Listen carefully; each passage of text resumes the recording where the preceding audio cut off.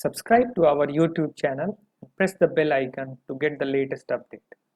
Register on our website eduriseindia.com to join our live classes. Hello students, it's MK Singh and welcome to the platform of Edurise India. पिछली video में हम लोगों ने classification of periodic table पढ़ा था. अब हम लोग कंप्लीटली मॉडर्न पीरियोडिक टेबल पे आएंगे और उसके पीरियोडिसिटी पे आएंगे कि भाई पीरियोडिक प्रॉपर्टी का वेरिएशन पीरियोडिक टेबल में कैसे होता है, इस बात पे हम लोग आएंगे. ठीक है, देन लेट्स स्टार्ट पीरियोडिसिटी.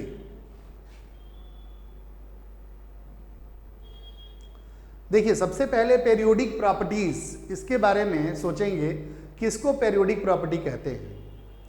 तो पीरियोडिक प्रॉपर्टी कहते हैं एलिमेंट्स की ऐसी प्रॉपर्टीज हैं, ऐसा ये क्वांटिटी है जो पीरियड में लेफ्ट टू राइट जाते हैं या टॉप टू बॉटम ग्रुप में जाते हैं हम लोग, तो वो वैरी करता है. और ये ना सिमिलर टाइप का जो कैरेक्टर है वो बार बार रिपीट होता है.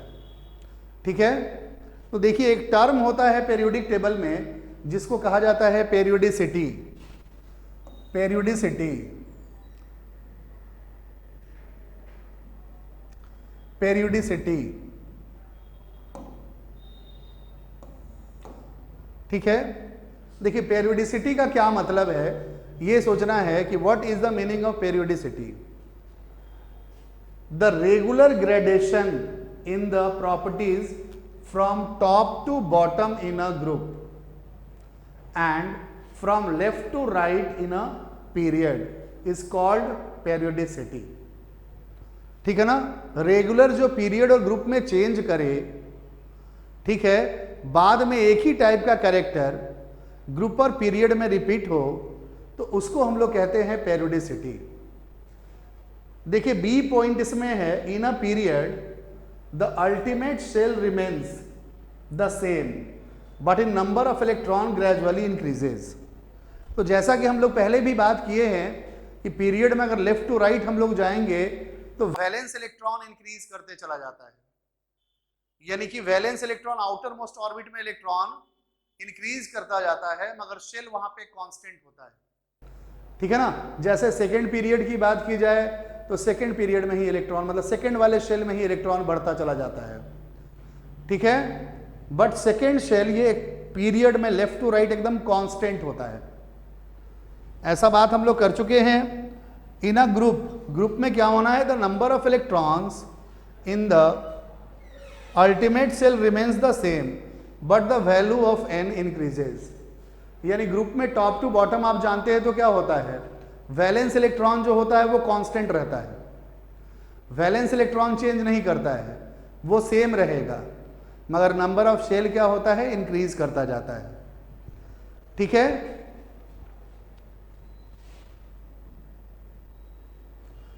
Cause of periodicity. पेरियोडिसिटी का कॉज क्या है, the cause of periodicity in properties is due to the same outer most shell, electronic configuration repeating over regular interval.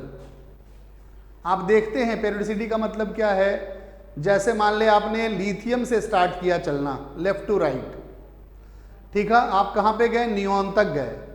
Neon के बाद आप फिर से कहां पे चले आए, सोडियम पे चले आए.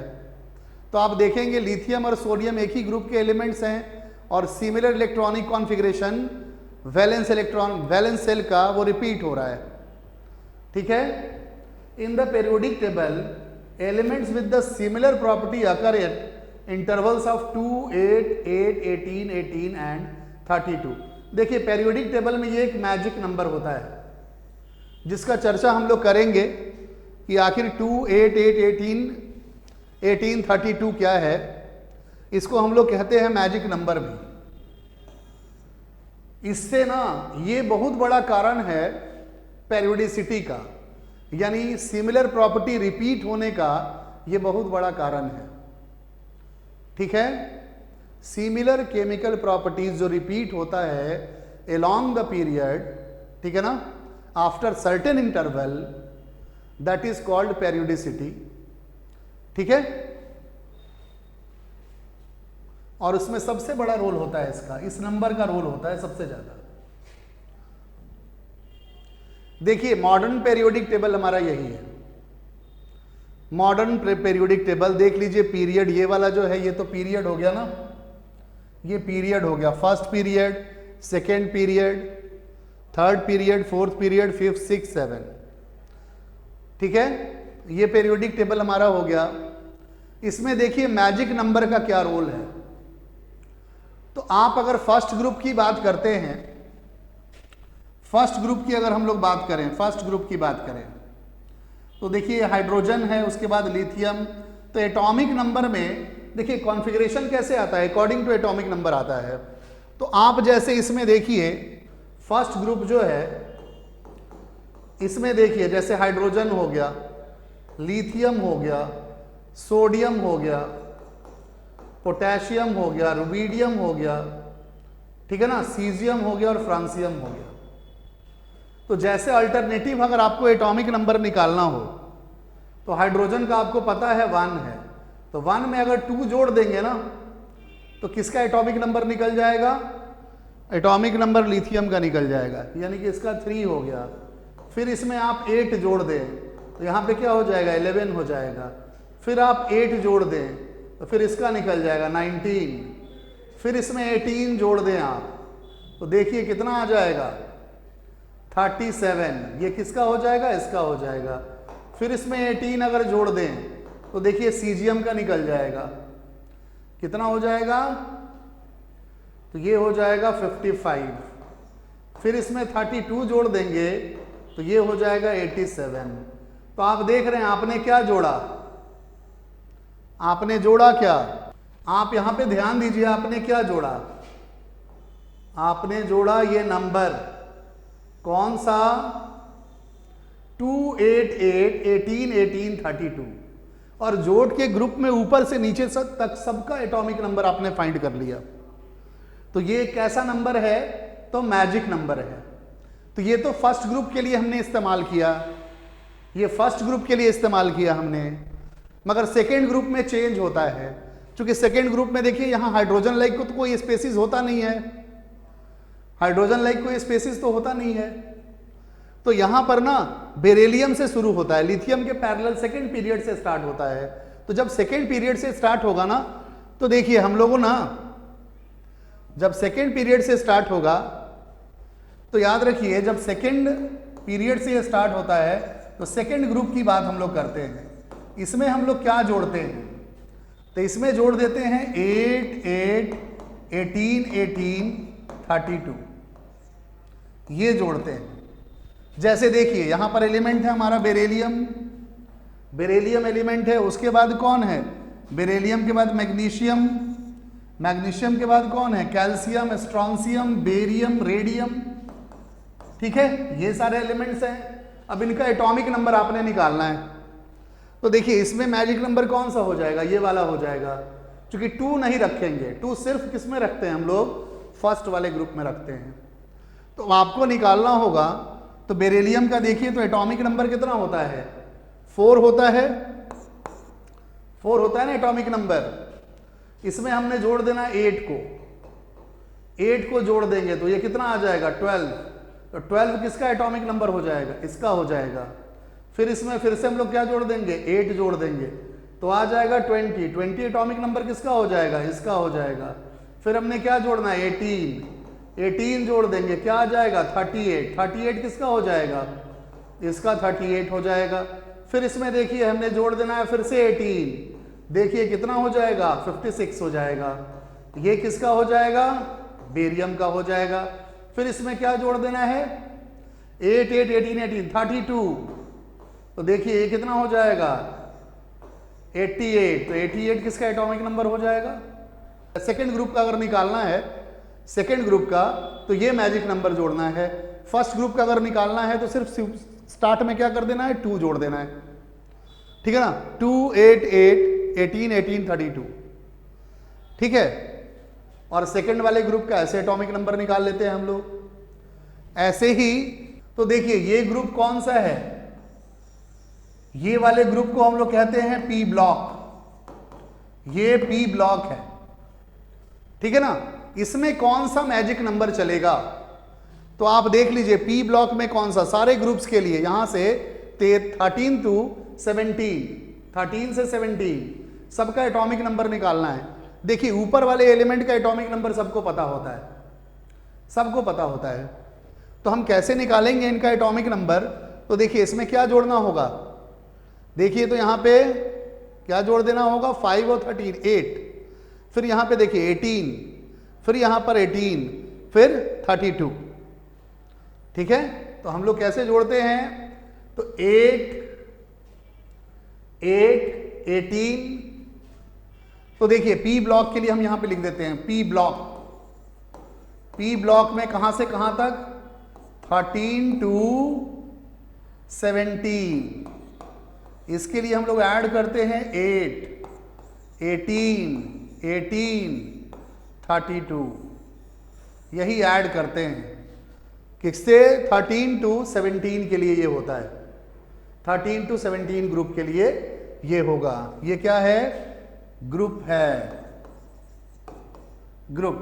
ठीक है, फिर देखिए यहां पर ध्यान देना है आपको, ये टर्म हमारा क्या है? डी ब्लॉक है, ये डी ब्लॉक है। डी ब्लॉक में क्या करना होता है हम लोगों को? तो थर्ड ग्रुप के लिए होता है 18 18 32, बट फोर्थ टू 4 to 12 यहां पे हम लोग यूज करते हैं ऐसे 18 32 32, 4 to 12 ग्रुप। इस ग्रुप के लिए थर्ड ग्रुप, इसके लिए एटॉमिक नंबर निकालने के लिए। फिर जो है देखिए इसके लिए क्या यूज करते हैं? नोबेल गैस के लिए 18th ग्रुप के लिए, 18th ग्रुप के लिए होता है 8। देखिए हीलियम में 8 जोड़ेंगे तो किसका निकल जाएगा? नियॉन का। फिर 8 जोड़ेंगे तो किसका निकल जाएगा? आर्गन का। तो यहां 8 8 18 18, ठीक है ना, 32 ये होता है। तो ये याद रखना चाहिए, इससे हम आसानी से पीरियोडिक टेबल में किसी का भी एटॉमिक नंबर पता कर लेंगे अगर ये पता होगा कि वो एलिमेंट कहां पे है, तो किस ग्रुप का एलिमेंट है, तो ये पता कर लेते हैं हम लोग। और ग्रुप ऑफ एलिमेंट निकालने के लिए तो बहुत सारा हमारा तरीका होता है, जैसे हेलिना का रब से फरियाद, फर्स्ट ग्रुप हेलिना का रब से फरियाद, बेटा मांगे कार सेंट्रो बाप रोए। ठीक है, फिर इसका हो जाता है बालगिन टकले, काशी जटले, नेपाल एसबीआई, उससे टीपो। और ये तो सबको याद रहता है, ये तो सबको याद रहता है। फिर हेनी हेनी आखिरी जेरे। ठीक है ना, डी ब्लॉक के लिए भी कुछ ना कुछ फार्मूला है। ठीक है, डी ब्लॉक के लिए कुछ ना कुछ, हर एक पीरियोडिक टेबल कहीं भी मार्केट में जाएंगे तो सब अपना अपने तरीके से पीरियोडिक टेबल याद करने का कुछ ना कुछ ट्रिक अपना बनाए हुए हैं। ठीक है ना, हमारा भी पैकेज सिस्टम है, उसमें भी है। तो भाई जो आसान पड़े उससे याद कर लेना है पीरियोडिक टेबल को कि कौन सा एलिमेंट कहाँ पे है। प्लस अगर उससे भी नहीं होता है तो हम ग्रुप और पीरियड पता कर लेते हैं इलेक्ट्रॉनिक कॉन्फ़िगरेशन लिख के। इलेक्ट्रॉनिक कॉन्फ़िगरेशन लिख लेंगे, जो वैलेंस इलेक्ट्रॉन होगा, वैलेंस इलेक्ट्रॉन जिसमें हमने भरा हुआ है उस ब्लॉक में आ जाएगा। कितना इलेक्ट्रॉन भरा हुआ है उससे हम ग्रुप का पता कर लेंगे। और जो शेल का नंबर पहले देते हैं ना, उस सेल से उसका पीरियड पता कर लेंगे। जैसे कोई कॉन्फ़िगरेशन हम लिख देते हैं, जैसे मान लीजिए कोई भी कॉन्फ़िगरेशन दिया हुआ है, नॉर्मल कोई कॉन्फ़िगरेशन ले लीजिए कोई भी, जैसे पोटेशियम का ही ले लिया, सिंपल एक ले लेते हैं। तो हम पोटेशियम का लिखते हैं तो फाइनल कॉन्फ़िगरेशन क्या आता है हमारा? 4s1। तो ये जो टर्म आता है ये क्या होता है? 4s1 जो आया, देखिए यहाँ पे लिखा हुआ है ना 4s1। 4s1 आने का मतलब 4 जो लिखा होता है ये नंबर ऑफ पीरियड होता है, नंबर ऑफ पीरियड होता है। और यहाँ पर जो होता है ये नंबर ऑफ ग्रुप हो जाता है, नंबर ऑफ ग्रुप हो जाता है। 1 इलेक्ट्रॉन एस में है तो नंबर ऑफ एस ब्लॉक का है। जब लास्ट इलेक्ट्रॉन इंटर किया एस में तो आप समझ लेंगे एस ब्लॉक का है। ठीक है, सिर्फ थोड़ा सा प्रॉब्लम कहाँ पे होता है? डी ब्लॉक वाले में होता है कि 4s पहले भर जाता है और n-1d लास्ट में भरते हैं हम लोग, बाद में भरते हैं। ठीक है ना, उसमें थोड़ा सा ध्यान रखना होता है कॉन्फ़िगरेशन में कि अगर n-1d में इलेक्ट्रॉन आपका जा रहा है तो डी ब्लॉक है और उसका ग्रुपिंग जो होता है 3 to 12 रहता है। ठीक है, तो ये तरीका होता है हमारा एटॉमिक नंबर निकालने का सबका। ठीक है, चलते हैं हम लोग नेक्स्ट स्लाइड में। ठीक है, अब हम लोग को ना पढ़ना है, हम लोग पीरियोडिक टेबल के बारे में बहुत कुछ पढ़ लिए, बहुत सारा जानकारी मिल गया है। ठीक है, तो इसमें इसके बाद हम लोगों को पढ़ना है पीरियोडिक प्रॉपर्टीज के बारे में। तो देखिए पीरियोडिक प्रॉपर्टीज जो होता है एटम्स के लिए हम लोग पढ़ते हैं, एक तो एटॉमिक रेडियस पढ़ते हैं, एक हम लोग पढ़ते हैं आयोनाइजेशन एनर्जी, एक पढ़ते हैं इलेक्ट्रॉन गेन एंथैल्पी, और एक पढ़ते हैं इलेक्ट्रोनेगेटिविटी। ये पीरियोडिक पीरियड्स, ये पीरियोडिक प्रॉपर्टीज होते हैं। ठीक है, अब देखिए ये सारा जितना भी पीरियोडिक प्रॉपर्टी होता है इन दो फैक्टर्स पे डिपेंड करता है, स्क्रीनिंग इफेक्ट और जेड इफेक्टिव। स्क्रीनिंग इफेक्ट और जेड इफेक्टिव। ठीक है, तो सबसे पहले इनको जानना है। स्क्रीनिंग इफेक्ट को हम लोग कहते हैं शील्डिंग इफेक्ट भी, it is also called shielding effect. Shielding effect भी कहा जाता है इसको। ठीक है, तो सबसे पहले ना एक हम लोग एटम का एक सैंपल लेते हैं कि भाई एटम कैसे कैसे इसमें इलेक्ट्रॉन्स होते हैं और कौन कौन सा फोर्स लग रहा है एटम पे। पहले ये दिमाग में रखेंगे एटम के इनसाइड कौन कौन सा फोर्स। ये देखिए शेल है, ये भी शेल है, ये शेल हो गया और ये हो गया न्यूक्लियस। सेल्स में क्या होते हैं, इलेक्ट्रॉन्स होते हैं, इलेक्ट्रॉन्स होते हैं ऐसे। तो ये वैलेंस इलेक्ट्रॉन हो गया। हम लोग देखेंगे यही कि कितने तरह का फोर्स किसी भी एटम में, ठीक है ना, एग्जिस्ट करता है। तो देखिए एक तो ये प्रोटॉन प्लस न्यूट्रॉन है, ये अपनी तरफ इलेक्ट्रॉन को खींच रहा होगा, ये अपनी तरफ इलेक्ट्रॉन को खींच रहा होगा। और देखिए अब ये जो इनर इलेक्ट्रॉन है ये क्या करते होंगे, इस इलेक्ट्रॉन को रिपेल करते होंगे। तो किसी भी एटम में दो तरह का फोर्स हमेशा काम करते रहता है। एक तो प्रोटॉन जो है वो अपनी तरफ क्या कर रहा है, इलेक्ट्रॉन को खींच रहा है, और दूसरा जो है, दूसरा ये अपोजिट में फोर्स लग रहा है, जो इनर इलेक्ट्रॉन जो है ना, आउटर मोस्ट इलेक्ट्रॉन को, आउटर मोस्ट इलेक्ट्रॉन पर फोर्स लगा रहे हैं। तो ये दो फोर्स लगते रहता है। इस फोर्स को हम लोग कहते हैं force between inner electron and valence electron. Valence electron मतलब आउटर मोस्ट ऑर्बिट का इलेक्ट्रॉन। ये कैसा फोर्स है, force between inner electron and valence electron. इस फोर्स को हम लोग मान लेते हैं F1 है। ठीक है, देखिए एक फोर्स कैसा लग रहा है, ये फोर्स, ये वाला फोर्स जो है, ये फोर्स कैसा है, तो ये जो फोर्स है ना, ये जो फोर्स लग रहा है ये अट्रैक्टिव फोर्स है, अट्रैक्टिव फोर्स। और ये फोर्स जो है किसके द्वारा लग रहा है, प्रोटॉन जो है ना वो वैलेंस इलेक्ट्रॉन पे ये फोर्स लगा रहा है। अट्रैक्टिव फोर्स, फोर्स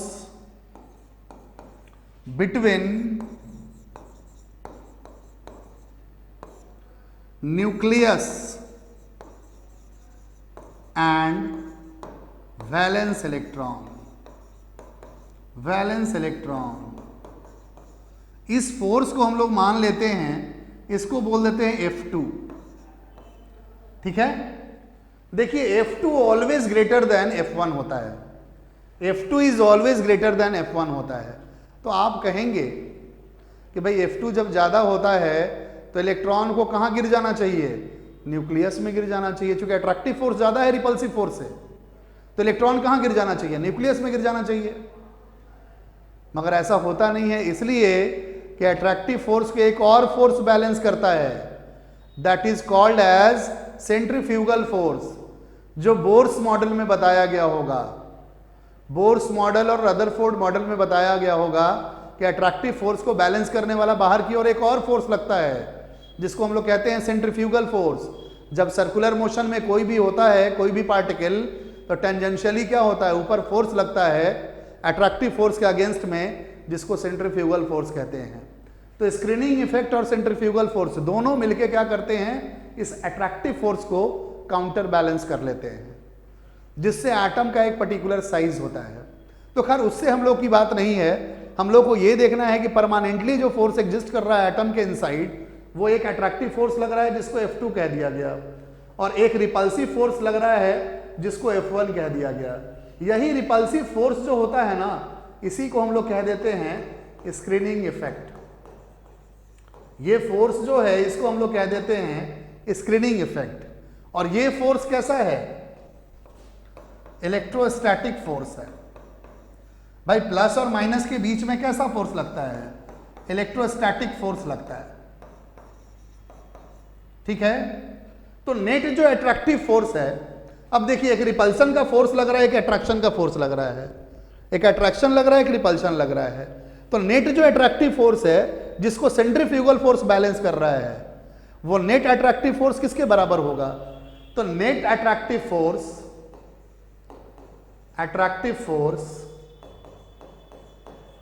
ठीक है ना, नेट अट्रैक्टिव फोर्स, और इसको हम लोग कहते हैं resultant attractive force. Resultant attractive force is equal to क्या हो जाएगा, F2 माइनस इलेक्ट्रोस्टैटिक फोर्स में से किसको घटा देंगे, स्क्रीनिंग इफेक्ट को घटा देंगे। तो ये नेट अट्रैक्टिव फोर्स हुआ, जो कि किससे काउंटर बैलेंस हो रहा है, सेंट्रीफ्यूगल फोर्स से, ठीक है ना। और एक पर्टिकुलर शेप, एक पर्टिकुलर साइज एटम का रह रहा है, ठीक है जी। तो देखिए ये सारा फोर्स के लिए रिस्पॉन्सिबल कौन होता है, तो इन सारे फोर्स के लिए रिस्पॉन्सिबल होता है चार्ज।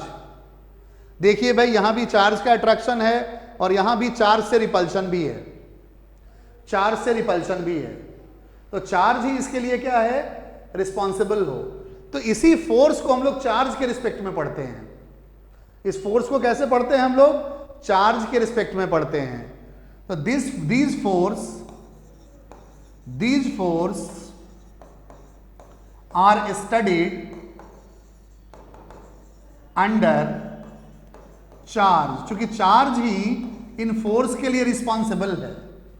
तो इसी फोर्स को हम लोग, ठीक है ना, इसी फोर्स को चार्ज के रिस्पेक्ट में पढ़ते हैं हम लोग। तो क्या बताते हैं, इस तरह से बताएंगे, इस तरह से बताते हैं, ये जो नेट अट्रैक्टिव फोर्स है ना, ये वाला, इसको हम लोग कह देते हैं जेड इफेक्टिव, जेड इफेक्टिव कह देते हैं।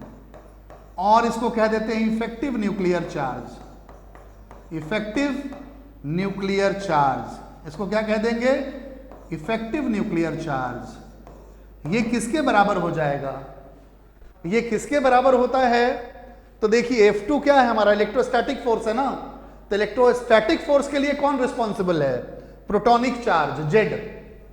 नंबर ऑफ प्रोटॉन जितना ज्यादा होगा, वैलेंस इलेक्ट्रॉन पर फोर्स उतना ही लगेगा। नंबर ऑफ पॉजिटिव चार्ज जितना ज्यादा, उतना ही वो अट्रैक्शन का फोर्स रहेगा। तो ये किसके बराबर, ये चार्ज इस फोर्स के लिए, अट्रैक्टिव फोर्स के लिए रिस्पॉन्सिबल कौन है, प्रोटॉनिक चार्ज, यानी atomic number. Atomic number represents number of proton. तो ये देखिए यहां पर क्या लिख देंगे हम लोग, एटॉमिक नंबर।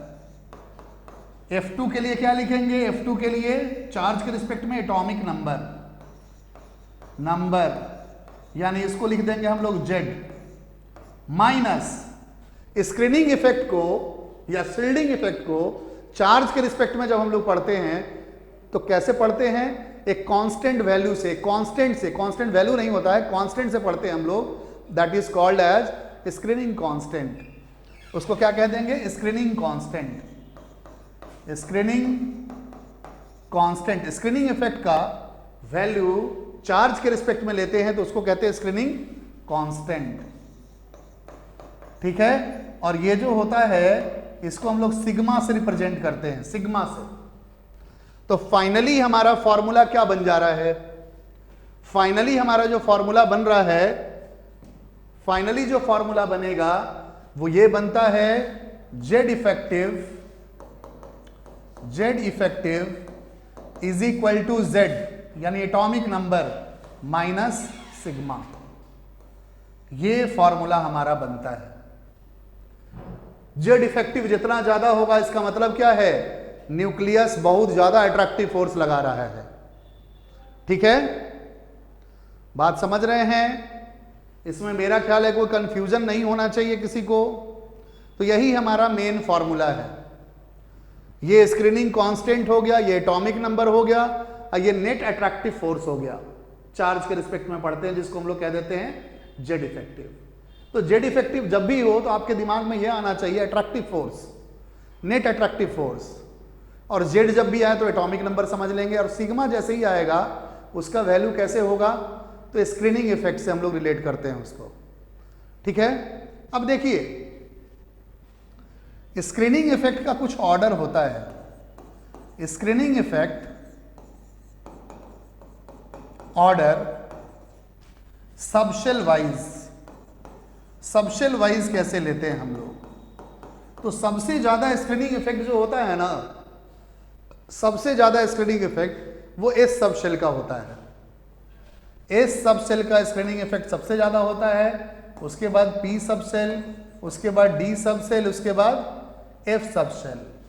ये सबसे पुअर स्क्रीनर कहा जाता है इसको, पुअर स्क्रीनर, यानी सबसे कम रिपल्सिव फोर्स एफ वाले इलेक्ट्रॉन लगाते हैं। एफ सबसेल के इलेक्ट्रॉन जो होते हैं सबसे कम रिपल्शन का फोर्स लगाते हैं।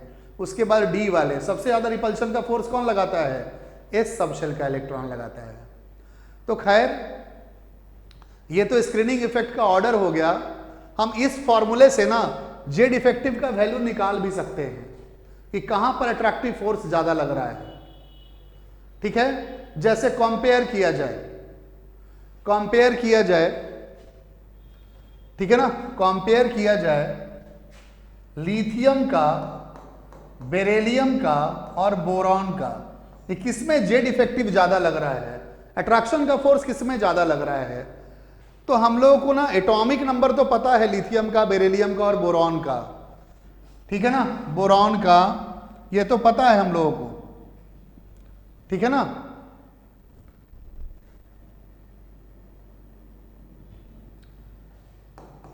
बोरॉन का इनका पता है हम लोगों को कि जेड कितना है, ये पता है, बट इनका सिग्मा तो पता है नहीं। तो सिग्मा स्क्रीनिंग कांस्टेंट का वैल्यू हम लोग निकालते हैं बाय स्लैटर रूल। ठीक है, तो सिग्मा कैलकुलेट करते हैं हम लोग, calculated by Slater rule. Slater rule से हम लोग सिग्मा कैलकुलेट करते हैं। देखिए कैसे करना है आपने, ये हमने नंबर ऑफ शेल बना दिया, नंबर ऑफ शेल हो गया ये, ठीक है, ये नंबर ऑफ शेल हो गया। ये हमारा हो गया न्यूक्लियस P+N, ठीक है। ये देखिए N सेल हो गया, ये N-1 शेल हो गया, ये N-2 शेल हो गया, ये N-3 शेल हो गया। N सेल यानी वैलेंस सेल हो गया ये उससे पहले वाला जिसको पेनल्टीमेट सेल कहते हैं हम लोग, ठीक है ना। उसके बाद इनर पेनल्टीमेट सेल कहेंगे, ठीक है, ये वाला हो गया, ये वैलेंस सेल हो गया, ये N-3 शेल हो गया। ऐसे ही शेल का डिस्ट्रीब्यूशन होता है, और इसमें ना शेल वाइज कॉन्फ़िगरेशन से ही हम लोग लिख लेते हैं। तो याद रखिए ये जो है N इलेक्ट्रॉन जो होते हैं, N इलेक्ट्रॉन, ठीक है, उसका सिग्मा जो होता है, इसका N इलेक्ट्रॉन का सिग्मा जो होता है वो कितना होता है, 0.35 होता है, ठीक है। N-1 इलेक्ट्रॉन का सिग्मा का वैल्यू जो होता है वो होता है 0.85 होता है, और N-2 और N-3 वाले का इलेक्ट्रॉन का जो होगा ना सिग्मा जो होगा ये 1 के बराबर होता है, सिग्मा 1 के बराबर होता है। देखिए यही बात याद रखना है कि जो वैलेंस इलेक्ट्रॉन है वो आपस में रिपल्शन करेगा अगर, ठीक है ना, तो वो सिग्मा कितना प्रोवाइड करेगा, इसके लिए स्क्रीनिंग कांस्टेंट क्या लेंगे 0.35। बस एक ही एक्सेप्शन है हीलियम में जो कि हम बता देंगे, ठीक है ना, हीलियम का स्पेशली हम बता देंगे। वरना जितना भी n इलेक्ट्रॉन होगा, वैलेंस शेल का इलेक्ट्रॉन जो होता है आपस में जो रिपल्शन करता है वो स्क्रीनिंग कांस्टेंट कितना प्रोवाइड करता है 0.35 प्रोवाइड करता है। उसके बाद उससे जो इनर इलेक्ट्रॉन होगा जिसको पेनल्टीमेट शेल इलेक्ट्रॉन कहते हैं वो कितना प्रोवाइड करेगा 0.85। उसके बाद n-2 n-3 जितने भी आएंगे उसके नीचे ऑर्बिट जितने भी होंगे वो सारा स्क्रीनिंग कांस्टेंट कितना प्रोवाइड करता है 1 के बराबर करता है। तो देखिए हम लोग को पता करना है कि किसका जेड इफेक्टिव कितना ज्यादा है। तो देखिए लिथियम के लिए निकालते हैं हम लोग। तो लिथियम के लिए जेड इफेक्टिव जो होगा, पहले तो हम लोग सिग्मा का वैल्यू निकाल लेते हैं, सिग्मा का वैल्यू इसमें निकालते हैं।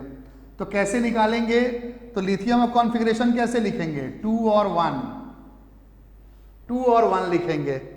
शेल वाइज कॉन्फ़िगरेशन लिख दिया इसका, यानी वैलेंस इलेक्ट्रॉन इसमें एक ही है, यानी इस इलेक्ट्रॉन को रिपेल करने वाला कोई इलेक्ट्रॉन नहीं है वैलेंस सेल में। आउटर मोस्ट सेल में इसको रिपेल करने वाला तो कोई नहीं है, जो भी है ये n इलेक्ट्रॉन हो गया, n शेल इलेक्ट्रॉन हो गया, और ये हो गया n-1 शेल इलेक्ट्रॉन हो गया, शेल इलेक्ट्रॉन हो गया।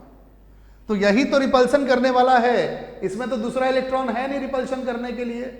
तो देखिए हम लोग जो सिग्मा निकालेंगे यहां पे वो लिखेंगे ऐसे, भाई सिग्मा इसका कितना हो जाएगा, यहां पर तो कोई इलेक्ट्रॉन है ही नहीं, अकेले इकलौता है वैलेंस शेल वाला, तो वैलेंस इलेक्ट्रॉन तो लेंगे नहीं, वैलेंस इलेक्ट्रॉन का कोई भी इलेक्ट्रॉन ऐसा नहीं है जो इसको रिपेल करे, तो वो तो 0 हो गया। अब बचा n-1 इलेक्ट्रॉन, तो n-1 कितना है, कितना इलेक्ट्रॉन है, देखिए 2 इलेक्ट्रॉन है, तो 2 मल्टीप्लाई बाई n-1 इलेक्ट्रॉन कितना प्रोवाइड करता है स्क्रीनिंग कांस्टेंट 0.85। तो इसको अगर कैलकुलेट करेंगे तो देखिए कितना आएगा, ये मेरा ख्याल है 1.7 आ जाएगा, ठीक है। तो जेड इफेक्टिव जो होगा लिथियम का कितने के बराबर आ जाएगा, देखिए तो जेड का वैल्यू, जेड का वैल्यू लिथियम का कितना है 3 है, और इसमें 1.7 हम घटा देंगे तो देखिए कितना आ जाएगा, ये आ जाएगा 1.3, ठीक है। अब ये तो हो गया हमारा कैलकुलेशन किसके लिए, लिथियम के लिए हो गया। बेरिलियम के लिए कर लेते हैं जेड इफेक्टिव, बेरिलियम के लिए तो ये देखिए 4 होता है एटॉमिक नंबर। अब बेरिलियम का हम लोग कॉन्फ़िगरेशन लिखेंगे तो क्या आएगा 2 और 2, एक इलेक्ट्रॉन इसमें है इसको रिपेल करने वाला, तो एक ही इलेक्ट्रॉन को कंसिडर करेंगे।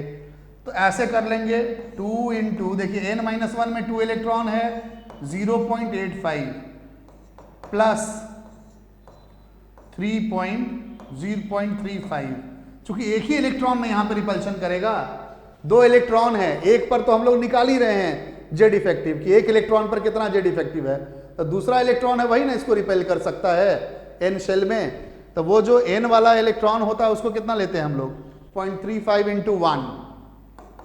अब जो भी वैल्यू आ जाए, फिर ऐसे ही जेड इफेक्टिव जो है हम लोग बोरॉन का निकाल सकते हैं 5 - 2 इंटू 0.85।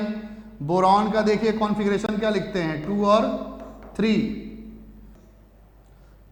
3, हाँ शेल वाइज लिख रहे हैं 2 और 3, शेल वाइज लिखना है ना, तो 2 और 3।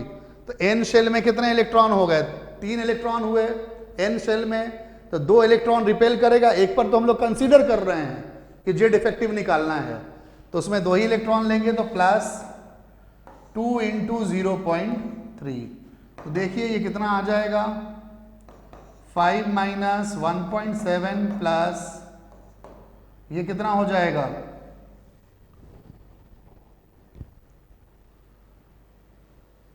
0.7 हो जाएगा, ठीक है। ये जो है 0.7 हो जाएगा, इसको ऐसे ब्रैकेट में, इसको भी ऐसे ब्रैकेट में, इसको भी ऐसे ब्रैकेट में। देख लीजिए कितना आ जा रहा है ये 2.4 इसमें कर देंगे, मेरा ख्याल है 2.6 आ गया। यहां पर देख लेते हैं, ये 2.05 आना चाहिए, तो मेरा ख्याल है कि 1 पॉइंट शायद समथिंग 1 पॉइंट समथिंग आएगा, 1.9 के आसपास में आ जाए। ठीक है, तो कहने का मतलब क्या है कि देखिए जेड इफेक्टिव लिथियम का जेड इफेक्टिव कितना हो गया 1.3, यानी कि कम है। यहां पे देखिए बढ़ गया और यहां पे और ज्यादा बढ़ गया, यानी अट्रैक्शन का फोर्स जो होता है, अट्रैक्शन का फोर्स वो लेफ्ट टू राइट क्या होता है, बढ़ता चला जाता है। देख रहे हैं जेड इफेक्टिव बढ़ता चला जा रहा है। लेफ्ट टू राइट पीरियड में जेड इफेक्टिव क्या होगा, हमेशा बढ़ता जाएगा। यही तो बताना था हमने कि Z effective left to right बढ़ता जाता है।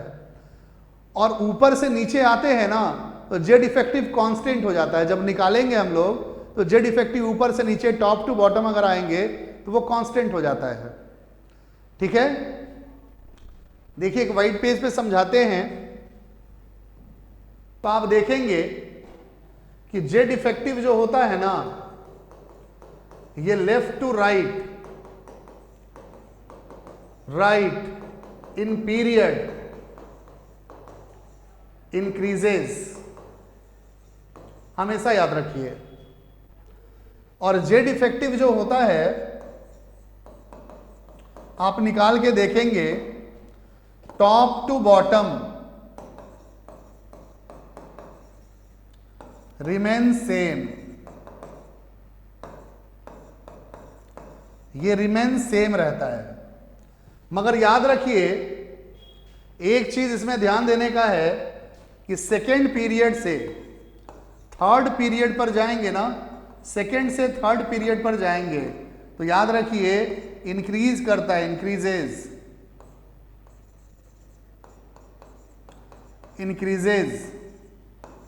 Z effective.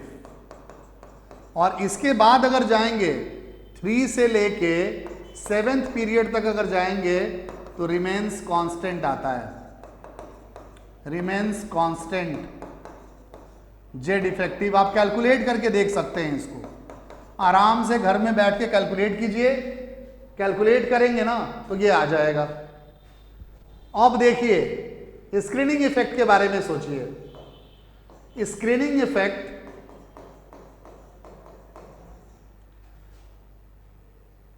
Increases very little, बहुत कम, little left to right, left to right screening effect बहुत कम बढ़ता है। But screening effect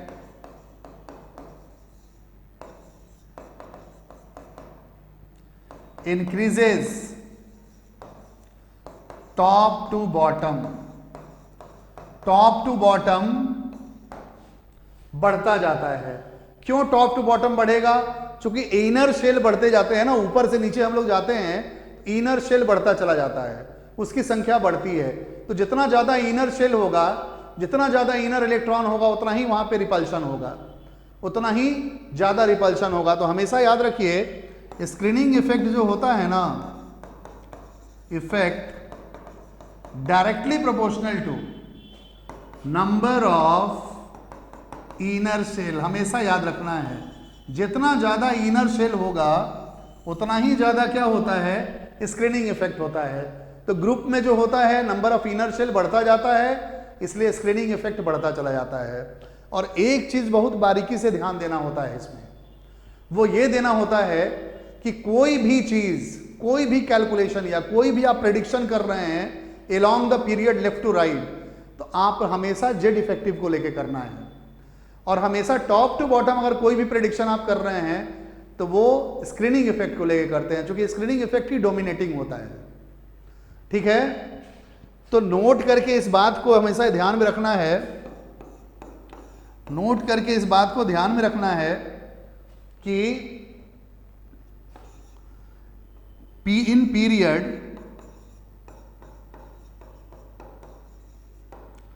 Z effective determines periodic properties left to right. हमेशा दिमाग में रख लेना है। फर्स्ट पॉइंट ये है और सेकंड पॉइंट ये है, in group top to bottom screening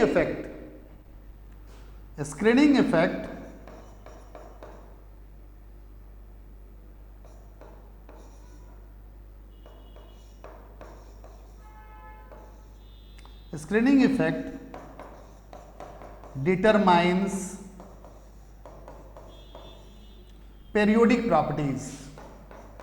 periodic properties को कौन डिटरमाइंस करेगा? periodic properties। ठीक है, जब हम लोग ग्रुप में आते हैं टॉप टू बॉटम, तो स्क्रीनिंग इफेक्ट जो होता है वही डिटरमाइन करता है पेरियोडिक प्रॉपर्टीज को। ठीक है, और हमेशा हम लोग अगर पीरियड में लेफ्ट टू राइट जाएंगे तो आपने हमेशा कौन डिटरमाइन करना है पेरियोडिक प्रॉपर्टी को? तो डिटरमाइन करना है जेड इफेक्टिव को। ये हमेशा दिमाग में बैठा लेना है। उसके बाद पेरियोडिक प्रॉपर्टीज पढ़ेंगे तो आपको कभी कोई मुश्किल का सामना नहीं करना पड़ेगा। ठीक है, तो ये मेन बातें हैं, ध्यान में रखिए। और आज का वीडियो यहीं पे ख़त्म करते हैं, बस ये बताते हुए कि हमेशा दिमाग में रखना है लेफ्ट टू राइट क्या होता है, जेड इफेक्टिव बढ़ता जाता है, और top to bottom Z effective constant होता है। थोड़ा सा सेकंड और थर्ड पीरियड में देखेंगे थोड़ा सा इंक्रीज करेगा, उसके बाद देखिएगा कांस्टेंट आ जाएगा। बट स्क्रीनिंग इफेक्ट जो होता है वो क्या होता है, टॉप टू बॉटम इंक्रीज करता जाता है और लेफ्ट टू राइट बहुत कम इंक्रीज करता है। तो हम ऐसे कर लेते हैं हमेशा कि भाई स्क्रीनिंग इफेक्ट का जब भी ध्यान रखते हैं हम लोग, वो हमेशा कहाँ पे रखेंगे, टॉप टू बॉटम में रखेंगे ध्यान। टॉप टू बॉटम में जो भी डिसीजन आपको लेना है वो स्क्रीनिंग इफेक्ट से लेंगे, और लेफ्ट टू राइट जो भी डिसीजन लेना है आपको पेरियोडिक प्रॉपर्टीज के बारे में वो जेड इफेक्टिव से लेंगे। ठीक है, आज का वीडियो यहीं पे समाप्त किया जा रहा है। Subscribe to our YouTube channel and press the bell icon to get the latest update. Register on our website eduriseindia.com to join our live classes.